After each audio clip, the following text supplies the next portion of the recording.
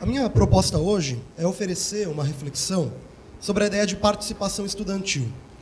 Uma participação que pode se dar no âmbito escolar, acadêmico, no âmbito social local, dentro da cidade, no âmbito social global, como, por exemplo, nas novas redes sociais que estão surgindo.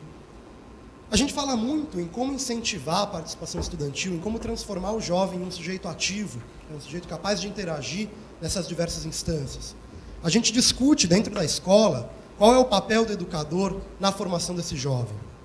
A gente, inclusive, cunhou e utiliza cada vez mais frequentemente um termo que é protagonismo estudantil. Bem, mas o problema é que, como todo termo, quando a gente começa a utilizar demais, quando a gente vai abrangendo novos e novos significados, novas significações, a gente também vai perdendo um pouco em precisão. Isso é uma coisa comum com definições. Conforme ela se amplia, ela perde, ela, de certa forma, esvazia, de alguma maneira, o seu significado. Então, esse é o primeiro diagnóstico que eu queria fazer, de que há talvez uma vulgarização do conceito, um esvaziamento da forma, dessa ideia de protagonismo. Então, eu queria apresentar para vocês hoje uma possibilidade de resgatar uma forma radical de protagonismo estudantil, de resgatar o real significado e preencher de novo essa significação, apresentar novas possibilidades para se pensar o protagonismo estudantil. E, de início, eu queria fazer um empréstimo que vem da estética, mais especificamente da obra de arte moderna. Porque qual é o ponto da obra de arte moderna, fundamentalmente?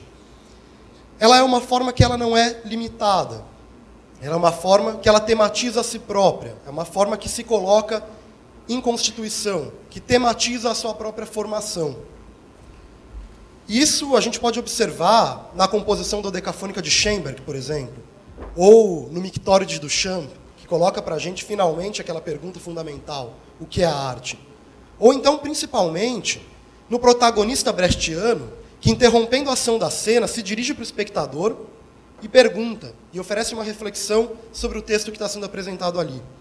O que tudo isso tem em comum é que são formas ilimitadas, que apresentam para a gente um conjunto infinito de possibilidades, em oposição a um protagonismo vulgar que pensa que qualquer tipo de atividade interativa, um questionário, um seminário, qualquer coisa que tenha um mínimo diálogo, já dê conta do protagonismo.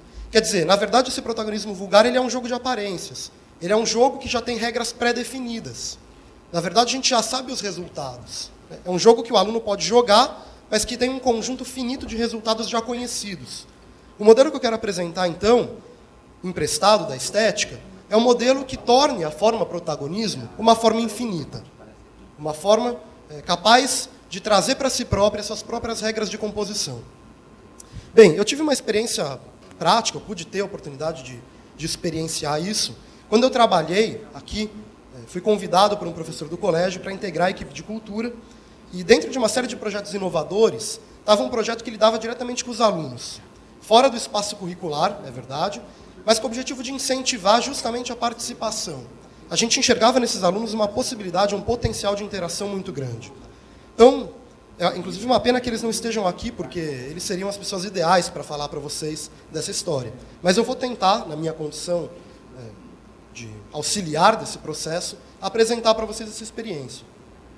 E eu fui convidado para esse projeto, o convite se deu, justamente porque eu tinha já uma certa experiência com militância estudantil, com participação em centros acadêmicos, diretórios de estudantes. E só que agora o objetivo era outro, o desafio era outro, porque eu não poderia participar desse novo projeto da mesma maneira como eu participei desses espaços nos quais eu era membro integrante. Quer dizer, agora eu tinha que limitar a minha participação de forma a não determinar demais esse processo. Eu quero dizer que agora o meu papel não tinha que ser de liderança, não era disso que se tratava. Era um papel de auxílio, um papel de apoio, um papel de suporte, de bastidores mesmo. E, nesse sentido, eu lembrei de uma definição do ativista americano Stoughton Lind, que ele fala em acompanhamento, e que se refere à maneira como é possível participar de um processo social, contribuindo com um conjunto de habilidades formais, mas sem reduzir esse processo a um mero receptáculo de novas ideias. É encarar esse processo como uma racionalidade em si, e a participação como duas racionalidades em diálogo. Sobretudo, é perceber que há em qualquer processo social uma singularidade irredutível, que não se pode reduzir. Na prática, a gente está falando aqui de uma coisa muito simples, mas muito poderosa, que é a auto-organização. A auto-organização nada mais é do que a capacidade de um grupo, ao se organizar, poder fazer isso segundo as suas próprias regras, segundo a sua própria forma. A auto-organização é a expressão da autonomia de um grupo na sua própria organização. E a auto-organização aqui é o que ia garantir a liberdade do processo. É o que ia garantir que esse processo contasse com o protagonismo desde o seu primeiríssimo passo, desde o primeiro momento. Quer dizer, porque se eu chegasse para os alunos com um projeto fechado, com uma forma pré-delimitada, com uma forma já planejada, eu estaria encerrando toda a liberdade, toda a beleza e todo o essencial do projeto. Então era preciso garantir que essa liberdade estivesse presente desde o início. Bem, com isso em mente, a gente convidou os alunos para uma primeira reunião, uma reunião bastante aberta, sem caráter formal definido, uma reunião de projetos.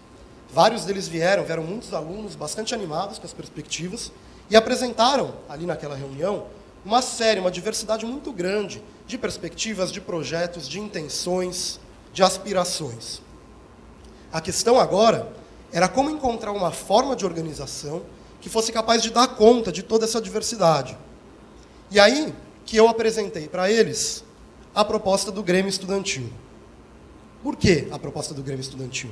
Porque esse é o ponto central que eu quero argumentar hoje. O Grêmio Estudantil ele funciona como uma dessas formas não limitadas, como uma dessas formas capazes de constituir a si próprias, como uma forma capaz de abranger e condensar essa multiplicidade que estava colocada para a gente, como uma forma porosa, uma forma adaptável. E logo depois dessa primeira reunião de projetos, a gente convocou mais 2 ou 3 reuniões, que talvez tenham sido as mais importantes de toda essa trajetória, que foram reuniões de discussão do Estatuto do Grêmio. O que é o Estatuto do Grêmio? É uma espécie de constituição. Nessas reuniões, a gente discutiu desde coisas muito simples, como periodicidade de reuniões, até coisas bastante complexas, como modelo de gestão, modelo de escolha da gestão, os princípios do Grêmio, os seus princípios de atividade. Então, mais do que a elaboração de um documento, era um momento no qual os estudantes podiam definir tudo, podiam definir toda a forma do Grêmio. Tudo isso foi feito através dessas reuniões. Nesse caso, o meu papel foi muito de apresentar para eles algumas possibilidades. Eu levei vários modelos de estatutos para que eles pudessem observar, mas, principalmente, o mais interessante foi ver quantas novas formas surgiram nesse processo, a partir das próprias aspirações deles. E, realmente, a gente percebe que foi isso que aconteceu. O Grêmio ele poderia se tornar um instrumento de reivindicação, poderia se tornar uma ferramenta acadêmica, um incentivo a processos sociais, ele podia se tornar uma série de coisas, ele podia ter a cara que os estudantes quisessem. Isso era mais interessante. Ele seria agora uma ferramenta reconhecida pelo colégio, uma ferramenta capaz de dar voz ativa para os estudantes, mas que funcionava segundo a necessidade deles. Cumpria a necessidade que eles colocavam. Era uma ferramenta que estava lá para ser moldada por eles. Isso era o mais interessante. E foi o que aconteceu de fato. A gente convocou uma assembleia, logo depois dessas reuniões, para legitimar o estatuto, para fazer valer o estatuto. E foi feita a assembleia, o Grêmio foi aprovado, foi criado. Logo depois se organizou uma eleição para que a chapa fosse eleita. E assim que eles foram eleitos, eles já partiram para organizar uma série de atividades. E foi muito interessante ver o tipo de coisa que eles organizaram. Eles organizaram desde cineclubes, debates, até intervenções mais contundentes e mais diretas mesmo. Como, talvez vocês conheçam, aquela mobilização feminista internacional, a Marcha das Vadias, que aqui em Sorocaba foi organizada por alunos a partir do Grêmio. E talvez o mais interessante do que eles fizeram tenha sido a figura que eles escolheram para batizar o Grêmio. Isso foi muito curioso. Eles escolheram uma figura que é o Alexandre Vanucchi Leme, um estudante sorocabano, menos conhecido do que deveria ser, que aos 22 anos, quando era estudante de geologia na USP, em 1973, foi preso, torturado e morto pelos agentes da ditadura militar.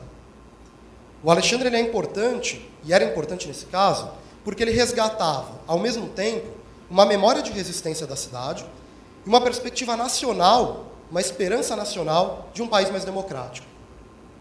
A aldeia e o mundo. E acho que essa escolha do Alexandre ela é principalmente interessante porque ela mostra para a gente, ela evidencia para a gente que existe uma dimensão política que é inseparável da ideia de protagonismo. Não tem como pensar uma coisa sem a outra. Porque o que é a política? Esse campo tão descreditado no discurso contemporâneo. Nada mais é do que a invenção de novas formas de vida. O verdadeiro protagonismo, ele é o protagonismo político. E eu insisto nisso, até porque se a gente for observar a própria raiz da palavra protagonismo, que é uma palavra que vem do grego, a gente vai ver que ela se compõe de dois radicais. Protos, que a gente pode traduzir como primeiro, diante, antes, e agon. Agon, que é uma palavra tão difícil de traduzir quanto ela é importante para a gente entender o pensamento grego. Por que ela é tão importante? Porque ela está na base mesmo, ela está no princípio daquela invenção grega mais famosa, a democracia. Agon, se a gente for tentar traduzir, é algo como conflito. Mas não qualquer conflito. Aquele conflito que está presente no debate democrático e que se resolve a partir de um trabalho da sociedade sobre si própria. O agon, ele inspira o debate democrático. Ele está no centro disso. E o protagonista é aquele que toma a frente desse debate democrático. Então, não dá para a gente pensar o protagonismo sem pensar nesse trabalho político da sociedade sobre si própria para resolver conflitos. Então, esse era o segundo ponto que eu queria apresentar e ressaltar para vocês. Não dá para a gente pensar a transformação do jovem e o jovem como agente de transformação, senão a partir dessa perspectiva da política. E eu queria, então, fazer uma comparação, trazer uma outra referência, ainda do pensamento grego, que é uma distinção, duas formas possíveis de se pensar a transformação. Mais especificamente, duas formas de pensar a transformação de um indivíduo vicioso para um indivíduo virtuoso. A primeira vem do Platão, aquele filósofo idealista, acreditava nas ideias, né, com I maiúsculo. Para o Platão, para um homem vicioso se transformar num homem virtuoso, bastava que ele conhecesse a ideia de bem.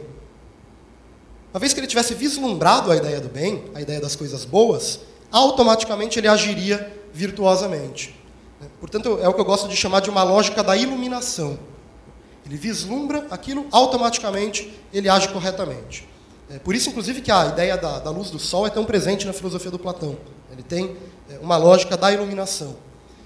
Por outro lado, a gente tem o Aristóteles, aquele filósofo para quem o homem é essencialmente um animal político. E para Aristóteles o problema da transformação do homem vicioso no homem virtuoso não vai ser um problema de conhecimento. Vai ser um problema de um trabalho do homem em relação a si próprio. O Aristóteles diz que conhecer o bem é a coisa mais fácil, todo mundo conhece. O problema é criar hábitos que te permitam agir segundo esse caminho. E isso exige um trabalho constante do homem sobre ele próprio. E é verdade que hoje a gente não acredita mais nessas ideias com I maiúsculo, mas uma lógica muito parecida ainda corre entre a gente. Então, eu queria terminar argumentando que é verdade, as ideias são importantes. Compartilhar ideias é importante, mas não basta. 15 minutos não é tempo para nenhuma iluminação. Se a gente quiser transformar o mundo, se a gente acredita nisso ainda, a gente precisa do velho trabalho político. A gente precisa da invenção democrática, que se dá pela paciência do conceito, pela leitura cuidadosa, pelo debate sincero, pelo diálogo franco, pela resolução de conflitos em novas formas de protagonismo. Formas de protagonismo que abram diante da gente um conjunto infinito de possibilidades ainda não pensadas. Obrigado.